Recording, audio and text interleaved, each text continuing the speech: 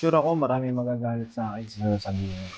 Lahat naman na nag-aral sa pagiging seaman, ang pangarap nila maging kapitan o chief engineer. Dalawa lang naman yan. Wala naman siguro nag-aral na gusto lang maging rating or maging operational engineer sa buong buhay.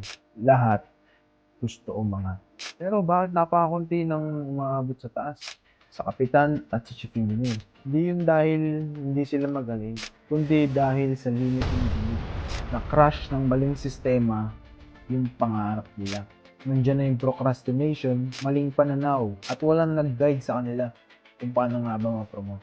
At walang nagtuturo kung ano yung mga gagawin. Kaya sa bandang huli, nung may mga edad na sila, tsaka nila marirealize na late na pala. Late na lahat bago sila kumilos. Ang tanong nila sa sarili nila, bakit nga ba ako hindi kumilos nun? Bakit di ako nag-try? Pero huli na ang lahat, pagsisisi na lang talaga ang meron.